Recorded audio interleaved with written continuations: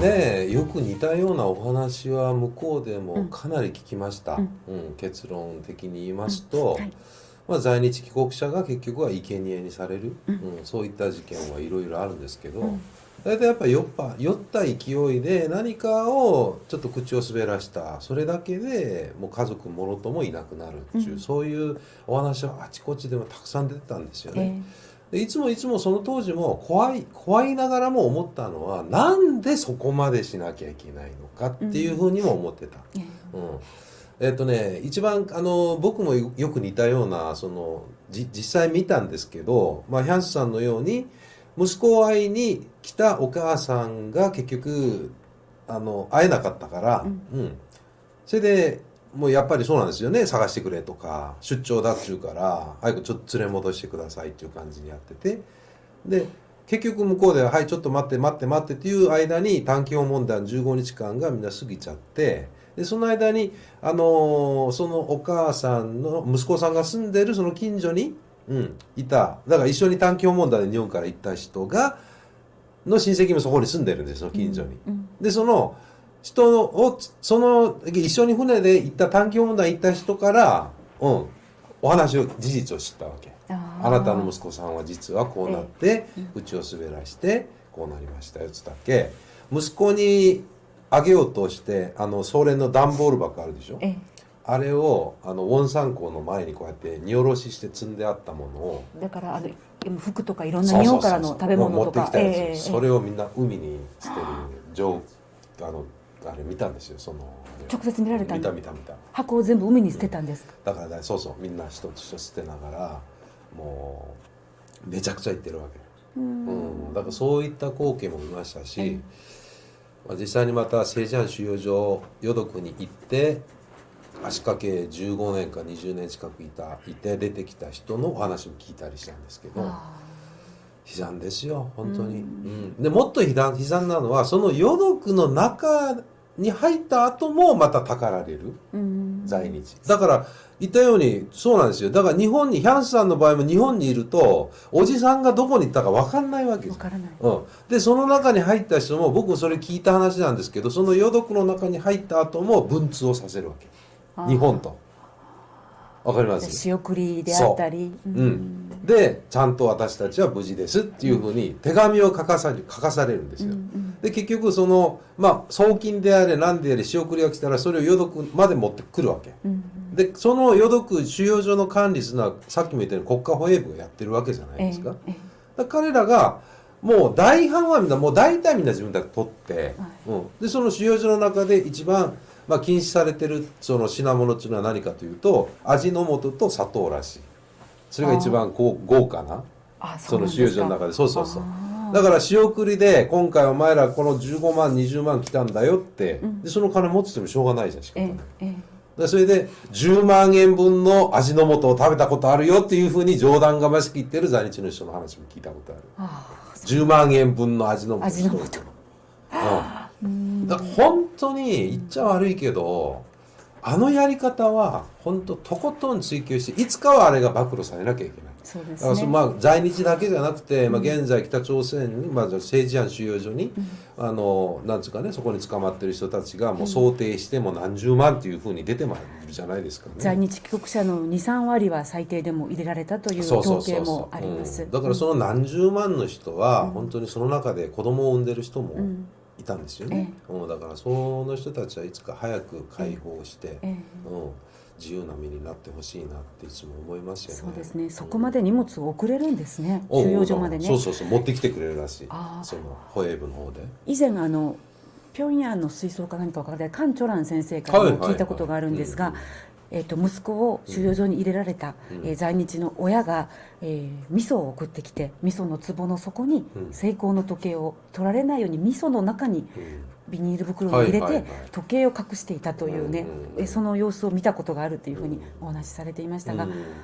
本当にそういうことができるんですね。ありますよ。それと手紙の場合もですね、もう僕も結局、長々と住んでたら、90年代2000年代になると、もう在日とかいったそういった階級制度の枠っていうか、フェンスがもう崩れ出してる時代なので、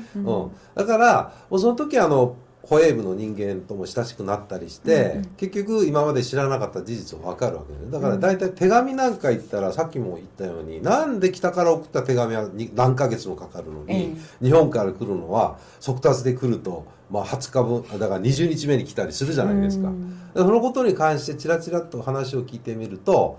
彼らの原則としては1ヶ月分の手紙をみんな集めるらしい。送らないらしいんで、だから初日に送ってもその手紙は行かないの。それで1ヶ月分のこの郵便局に来る日本に送る手紙をみんな1ヶ月分集めといて、でそこで検閲員何人かがこれをランドムで何通か取るわけ。その箱の中から何百通という手紙の中からそこから2、3通を取ってそれを破ってみる。見てそこに変な内容が書かれてると、その1ヶ月分の手紙はみんな送んない。廃棄ですか？はい。そのまま廃棄しちゃうわけ。だから彼らもいちいちそれ調べないんですよ。だからそうなっちゃうから、どういう時は手紙送ったのにしたら来てないっていうのが通常だったんですよね。で、電話の場合もそうなんですよ。結果的にはさっきも電話でそういうふうに、変なこと言っちゃったでしょ、だからその電話局の常に通話されてる、じゃあ盗聴されてるわけなんですけど、そういうおばちゃんもいましたよね。実際に平壌の通信センターっていうとこが、そこはダイレクトに日本とつながってるんで、で電話するでしょ。そしたらとあるおばちゃんだったんですけど、でかかった電話で何を言ったかしたら、使ってたほうきまで送ってっていう言葉が出るわけ。日本から送ってくれとほうきまで。それでそのおばちゃんは大体見たらほら平壌じゃなくて地方から来た人っていうのは平壌に来て、そこで電話をコレクトコールで向こうが受け取るまでもう1日でも2日でも待つんですよ。そうなんですね。その受け取る側でした。そう、だから日本で受け取らないと、一方当時コレクトコールで申請するときは僕今おぼろげに思ってるのは、あれ手数料払うんですよ。それが1ドルなわけ。かける人も払ってるんですね、平壌で。そう平壌でコレクトコールなのに平壌は平壌でお金取ってるんですよ。それでその1ドル札を持って行ってその受付に渡してコレクトコールするでしょ。そしたら24時間の間に何回も何回も連絡をしてくれるわけ。もらうまで。だから朝行って夜遅くまでそこでずっと居座ってる人も多いんですよ。でそのおばちゃんもそういった類の人だったんだけどつながったんですよ。さっきもうペクチャー喋っててそういうことがパッと出たでしょ。でガチャンと電話が終わった後、変なおっさん2人が来てそのままちょっとって連れて行かれた。保衛部に連れて行かれたんですね。だからその通信センターにたむろってる、そこに駐在してる保衛部の人間捕まってる、そんな光景も見ましたしね。質問の方があるということで、今日はね、予定していた、発表者日本とつなげて、されるということだったんですけれども、ちょっとこの捜査の面で、難しさトラブルがあったみたいで、質問の方を受け付けたいと思いますが、先生見えますか？私ちょっとここからこっちはベナテレビの書き込みなんですけど、今ズームで接続されてる方たち、書き込みじゃなかったらどうしようかな。これマイクミュートを消しちゃうと直にほら画面でこう質問が来たりできるんですけど、でも先生が一つ選んでくださればいいと思います。ベナテレビの方、それを日本語に訳してベナテレビの方じゃあその間ズーム上にでも、このズームでもこの書き込み入れてください。したら質問にお答えしますので、ソン・ギンボクさんもいらっしゃるようだし、ちょっと参加した立ち読みした熊尾ママさんも、ご質問いつでも、お願いします。一つ質問ありますね。どれ韓国語で書かれていますが、그런데 북송선을 타면 다시 출국은 절대 불가능할까요? 帰国船に乗って北朝鮮に行った人たちは、二度と出国は絶対に不可能だったんですかという質問が、入っていますが、先生お願いします。それですか？それは可能だったらもうとっくの昔に出てきてますよね。10万人全員がもうほぼみんな帰ってきて金正恩一人残ってるから分かりますけどね。不可能でした。絶対に不可能でした。その次が何ですか？가장 어린 나이로 홀로 북송선에 오른 이는 몇 살인가요? 最も幼い年齢で一人で、帰国船に乗った方は何歳ですか？先生は14歳でしたよね。14歳。14歳。はい。一人で、先生もしかして最年少じゃないんですか？いや、僕のもっとチビいましたけど。一人でですよ。で僕の場合はおじいちゃんおばあちゃん一緒でしょ。だから単身。単身はその当時このお話は必ずしたい。単身っていうか子供たちだけとか一人で行ってる子供一人で行ったのは、ソ連幹部の子供たち。ソ連幹部の子供たち。そうなんですよ。高校生とかじゃなくもっと幼かったんですか？これだから中学生もいました。だから僕と同じ曲線に乗っていった中には、僕と同年配で、やはりソ連幹部の子供なんですけども、ただ一人で来た。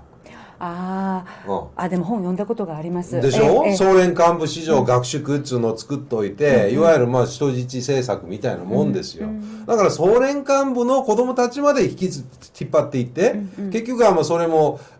名分上は何ですか、もう表向きは金日成、キム・イルソンがあんたたち日本でね頑張ってるから息子は私が育てますよっていうような形でみんな連れて行ってるじゃん。責任を持って子供たちを育てますよっていう感じで。でも本当は人質政策と同じなんですよ。だから実際にその幹部領ってだから在日の間では向こうでは平壌の幹部領って言うんですよ。公式名称はソ連幹部史上合宿ってなってるんですよ。合宿、ってなってるんですけど、そこにいた僕の友達っていうか同い年の子がいたんですけど、お母さんが朝鮮学校の先生で、お父さんは商工会の方で働いてる。だからその対象になるんで、その合宿にいたんですよ。で建設大学通ってたんですけど、お父さん辞めたわけ。だからやってらんないじゃん。食っていかなきゃいけないし、子供を育てなきゃいけないから。で辞めて、でそこから商工会から抜け出したんですよ。したっけ、その子供出ていけって。その合宿所から合宿から出ていけって言われて、それでその当時いわゆるその他のね学宿生たちっていうのはみんなソ連中央の幹部の子供たちが多いわけじゃないですか。もう本当に名指しで言っちゃびっくりするぐらいのハイクラスの、その学宿生たちがやっぱ義理があるんですよ。これは間違ってる、お母さんが今朝鮮学校でやってるじゃないかってな感じで、連名で、抗議したわけ。どうなったんですか？勝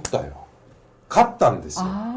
また入ってきたわけ。なるほどね。それはやはり平壌にあってもう、標準レベルよりはかなりいい待遇なんですね。そうやっぱり特殊化されてるんですよね。だから僕の場合もおじいちゃんがまたソ連幹部の著人、1000人のイル君だということで、やっぱりもう一方は政治的待遇のような形になってるんですよ。だから彼らもそうなんですけど、だからって言ってそういうふうに人を恩出して品物のようにするっていうのはそれは間違ってる。で最年少って言ったら、帰国船の上で生まれた子供もいるじゃん。親に連れられた。さっき言った妊娠中にね、さっき言った笹田さんっていう日本人夫の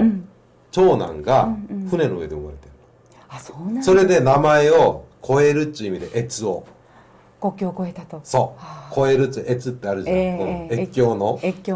越男つけてる。船の中で、もう帰国船の中で、その劣悪な環境の中で大変でしたね。それが最年少ですよね。そうですね。他のご質問、先生何かピックアップしていただけますか？じゃんじゃん入ってきてますけど。ですね、김주선 선생님께서 감시당하셔서 불안하다는 말씀을 해주셨는데. 왜 그런 느낌이 드셨나요? 감시されていつも不安だったとおっしゃいましたが、なぜそんなことを感じるのか、どういう時に感じるのか。大体、北朝鮮の国家保衛部っていうのはやり方が汚いんですよね。だから僕ヒャンスさんと僕と一番親しい友達、だったらだから中学校高校時代のクラスメートみたいな親しいとか、じゃなかったら職場の同僚であり親しいとかあるじゃん。でヒャンさんのように一番僕の身近にいる誰かにこの任務を与えるんですよ。いや断れないんですね。じゃあ断れないっていうか、そういうことがあるとは思わないわけだから、一緒にお酒飲んだりとか、そしたらやっぱ悪口を喋ったりするでしょ。先生はその任務を任されたことはあるんですか？ないですね。ないですね。ないけど、一回ほら脱北して捕まって北送されたでしょ。そしたらしょうがなしに国家保衛部の管理下に置かれるんですよ。見張られるでしょ。また逃げちゃいけないから。その時にそういった任務をくれるわけ。お前職場の誰々と親しくなって、こいつが酒飲んでる時どういうこと言うかちょっと聞き取れとか、でもその時点で2007年度以降2005、6年度ぐらいなんですけどね、一回その時は昔のように政治的な問題をつつくんじゃなくて、ほら闇商売、例えば骨董品しか昔の壺とかもそういうのを中国に密輸してるそういった密輸めいた、だからお金に関わることを内密でやってるやつを捕まえようとするんですよ。お金になるから。そう自分たちも食っていかなきゃいけないから、だからそういうふうな任務を与えられる。だからそれを知った時は常に監視されてるって思うし、どういう場合は女房にもやらせるじゃん。夫婦間の監視、夫婦間でもやる。本当にあるんですね。だから帰国者は北朝鮮の人と結婚しない、だから昔の話なんですけどね、でもこれは本当に経験した人じゃないと分かりませんよ。自由社会で暮らしてる人がいくら耳で聞いても家族とか夫婦間で監視っていうのはちょっと想像しがたいかもしれませんね。実際そうやって犠牲になった人もいますし、そうですね。あと、質問の中で先生目につく質問ありますか？周辺の人たちで北送された人たちが捕まったのを見たことありますかって、さっきも言いましたけど、ありますよ、たくさんありますし、捕まって出てきた人もいますし、で捕まって1年後に出てきた人もいましたし、その中での余毒の中、また僕と一緒に船を乗っていった大阪で家族ぐるみで帰った人も、お父さんが道路工事の技術者だったんですけど、その家は船乗って1年後に家族もろともいなくなってるからね。でなんでって一緒に船乗っていった他の友達に聞いたっけ、お父さんがスパイだったとか、いうような感じで、結局僕より1級下だったんですけどね、でそれはカン・チョランさんもよく知ってる、中に一緒にいたから。そうなんですね。で僕見て「お兄さんあれ本当にそう一緒の船だったんですけど」びっくりしましたけど、そこに息子1人と娘2人だったんですよ。で彼らを会ったのが1995、6年ぐらい。日本から親戚が、うちの場合いとこが長江の修学旅行みたいな朝鮮高校の来た時に平壌にあるとあるホテルで面会でそこに行ったっけ、後ろでポンポンポンと肩を叩いて誰だって見たら変なおじいちゃん、もう真っ白な髪の毛の、おじいちゃんみたいな子が立ってて「俺だよ」って言って「お前誰だ?」ってびっくりして「いつ出てきたの?」って言ったっけ、もう出てきて5、6年ぐらいになってると。で聞いた話によると、やっぱその間日本に残ってる、親戚の方がお金をめっちゃつぎ込んで、それはものすごい額だっていうふうに聞きましたけれども、もう、何十万円とかの額ではなく、単位がもうゼロが、もう聞く話は本当か分かんないけども、1000までいってる場合もあるし、私もそうですね。1人当たり5000万とか、日本円でね、って聞いたことがあります、周りでね。あとですね、또 있을까요? 질문 중에 아이 또는 가족을 북송한 제일 조천련 간부 중 북송선 사업 이후 배신감을 느껴 조천련을 탈퇴하거나 사실 전향을 한 사례도 많나요? 子供を帰国船で北朝鮮に送ったソ連の幹部の中で、裏切られたというその気持ちからソ連を脱退したり、転校ということを書いているんですが、思想をね、変えたという事例もありますか、多いですかということなんですが、これはほぼない。そうですか。できない。子供向こうにいるのに。子供がいる人はそうですよ。人質でじゃん。人質だから。だから実際にさっきも言ったように、その場でオン出すですよ。もう即座にこの反応するわけ、北朝鮮当局は。だからそれはできないの。だからソ連幹部の子供たちを送れという金日成のその方針というのは、もうドンピシャで、そのままもう大当たり、もう絶対に裏切れない状況を作ったという意味では大成功だったんですね。徳川幕府の政治とよく似てるのよ。大名の子供たちみんな江戸に引っ張ってきたし同じ。はい、ということです。ソ連幹部、なかなか裏切れない現実があります。身内がね。북송된 후 탈북해 남한에 정착하거나 일본으로 되돌아간 이들의 숫자가 궁금합니다.あ、これはね、北朝鮮に行った後、韓国に定着した脱北者、あるいは日本に戻っていった方たちの数字を聞いているんですが、私が知るところによると、日本に今、現在お住まいの脱北者の方は200名ぐらい。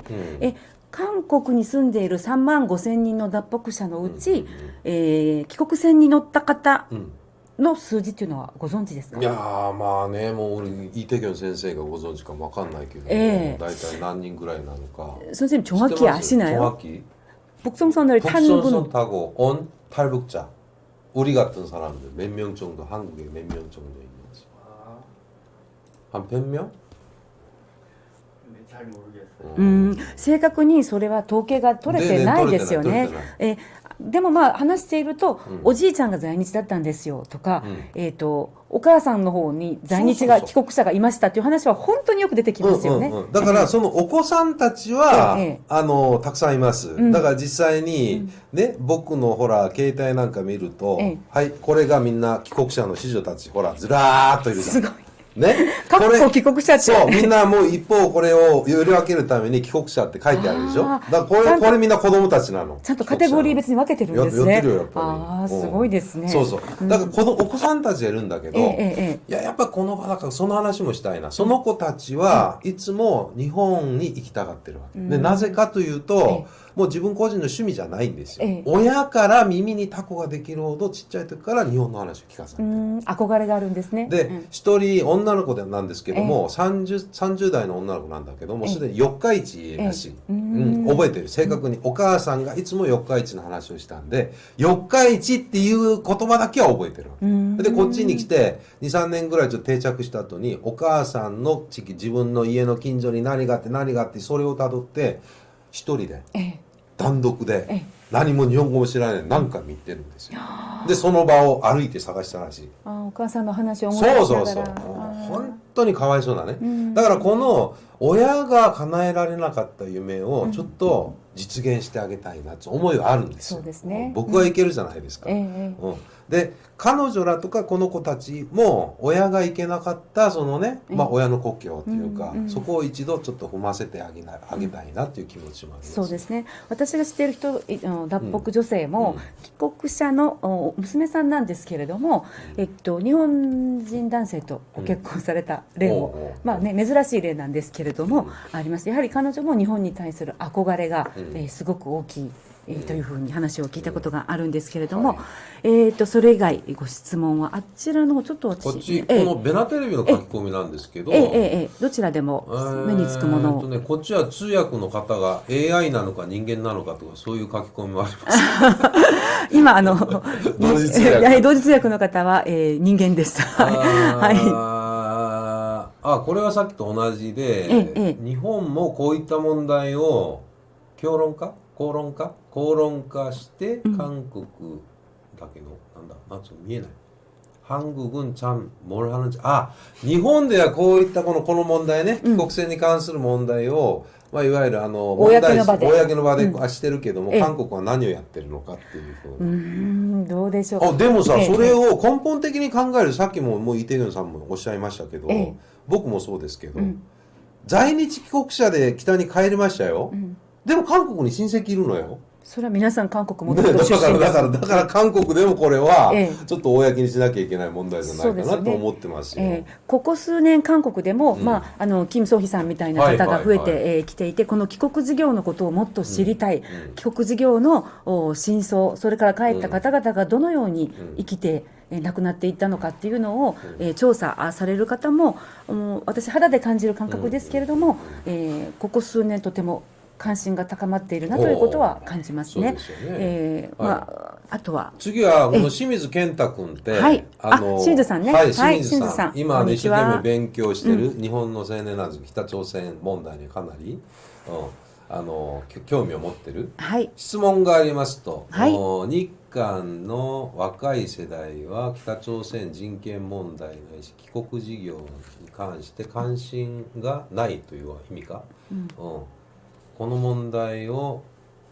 다른 연구자에게 요구하고 싶은 것이 있습니다.あ、だからこの問題が、だから若い世代の人たちは、こういった問題ね、今言った北朝鮮の人権問題とかこういったのにそんなに関心を持ってないので、この部分を研究している方たちに何か言いたいことはありますかって反対に質問してますよ。清水さんが研究者にこれからなられるんですよね。やってるからね、期待しています清水さん。もうこの帰国事業に対して帰国事業の話を出すと、このような反応がよくあるんですね。自業自得じゃないか、自己決定自己責任じゃないか、自分の意思で言ったじゃないか、あとは韓国の方からもそんな60何年前のことを今から掘り返してどうするんだという、反応がある時が、多々あるんですけれども、そのような反応に対して先生はどのように答えられますか？さっきも言いましたけど、元をたどせば韓国人なんですよ、うちらは。ね。だから韓国サラムなんですよ。ね、おじいちゃんおばあさん。本籍をたどると。だから結局は私たちも韓国人として見て、実際に北朝鮮のほら階級制度上、私たちは在日帰国者っていうふうに分類はされてますけども、それ以外にも南朝鮮出身、南朝鮮出身としてちゃんとレッテルが貼られてるんですよ。だからそういったふうにものの考え方を持っていくと、やっぱ韓国人の人権問題なんですよ、これは。ね。それでもう日本に行きたいのはもう自分勝手に行ったわけじゃないし、連行されて、それに関して植民地時代に関して韓国でも結構映画が出たりしてるじゃないですか。だからこの問題はもうちょっと公にして、いくら過ぎたことでもやはり、その子孫たちも残ってるんで、ちょっとそっちの方はちょっと積極的にやっていってほしいなっていうふうに思いますね。そうですね。あと自業自得、自由意志でしょ。で一言で片付けられない10万人分の人生、一人一人の生き様っていうのがあるじゃないですか。だから私はそれはもう彼らが自由意志で言った、自己決定で言ったごもっともな言葉かもしれないし、もう死ぬほど北朝鮮に着いた瞬間から死ぬほど後悔したと思うんですよ。でその中で命を懸けて、無事に脱北できて日本や韓国にやってきた人たちっていうのは、私はもう奇跡だと思うんですね。で彼らが必死で訴えようとしていることに、耳を傾けてほしい。でこれでね、誰が悪かったで、もう誰が責任を取れ、そういうことではなくて、どうでもよかった人生なんてないと思うんですね。なかったことにしてもいい人生なんてないと思う。そういう意味で、何人であっても、近代史の悲劇として自由主義社会から社会主義への大移動ということでもう稀になかったことじゃないですか。で今日までその影響っていうのはあるんですよね。帰国事業の影響、傷跡っていうのは、痛みというのは残っているので、そういうアプローチをしていただけたらなというふうに思います。そうなんです。それと私の場合はほらおじいちゃんが現役の総連幹部をなかなかとやったじゃないですか。もう30年そこそこ。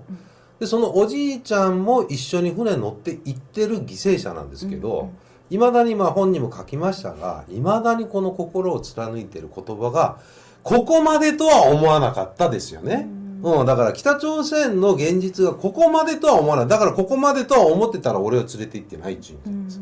ね。だからそういった本当は問題ね、根本的に考えて本当に知ってたらそこまでやったかっちゅう。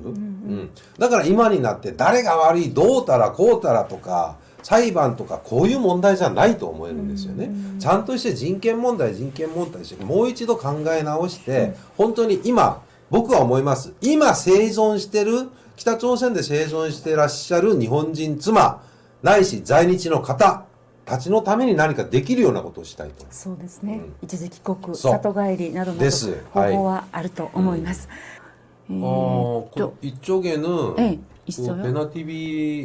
베나テレビの方になんか結構入ってきてるんですけど、これ? 선생님大東部. 읽어주실 수 있어요? 제가 안 보이네요. 하나 걸러서서 일본의 납치 문제도 문제로 제기되어 왔지만 기타오크 사업이 거의 질식 상태가 된 것은 매우 유감입니다. 그 이유의 큰 하나는 일본의 책임이 있기 때문인가요? 拉致問題ほど、これは日本での現状をおっしゃってるんだね。拉致問題ほどこの在日、それから日本人配偶者の帰国問題というのは、取り上げられていないのは、残念ですという意見ですね。そうですね。あとは次は한국인 333명. 뭐 이거는 관계 없는 것 같은데. 부유한 집이 당시의 청년이 젊은 귀국자를 선발할 때 부유한 집의 아이를 지명하고 있다고 하는 소문이 있었다고. 오토바이みたいか。いや裕福な、総連幹部とまた別のカテゴリーで、できれば商売などをしている裕福な家庭の子どもたちを送れという、指示があった時期が、指示があったという話ですね。그러니 친구들도 많이 키우고 물자를 많이 보낼 것입니다. 이렇게 부모의 친구들도 많이 귀국했습니다. 이모 역시 청년이 일꾼의 자녀로 돌아왔습니다. だからいろんなカテゴリーがありましたよね。総連幹部のカテゴリー、それからお金持ち家庭の子どもたち、その後は技術者団体とか、工場を日本でしている方も機材一切全部持って、そういうグループもありましたよね。だからそれが結局60年代の末期、一度帰国船切れた後、70年代に結構あったんですよ。だから帰国船が当時年に2回行ってたんですけど、でその2回のうちの1個にはもう技術代表団とか技術団とかそういうふうになんか名前がついてる時があったんですけど、うちもそうだったんですよね。だからさっき言ったような大阪の方で、道路工事の建設技師とか、それと79年度もかなりたくさん来てるんですけど、そこをなんか見ると溶接工とかさ、溶接やってる人とか、そういう人も、で兄弟3人が日本から溶接をやってた方なんですよ。で彼らの場合は北に行ってほら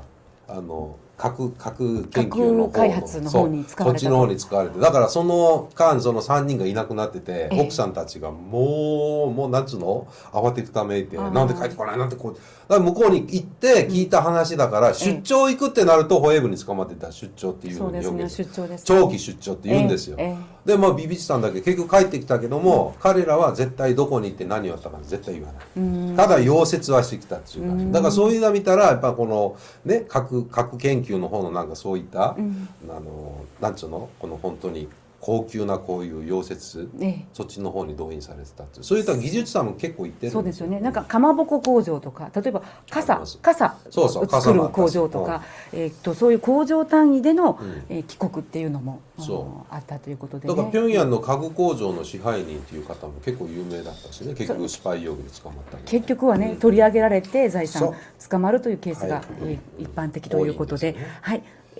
소희쌤 어떨까요? 마무리를 할까요? 아니면もう一つだけ。はい。그러면お願いします。一つだけ。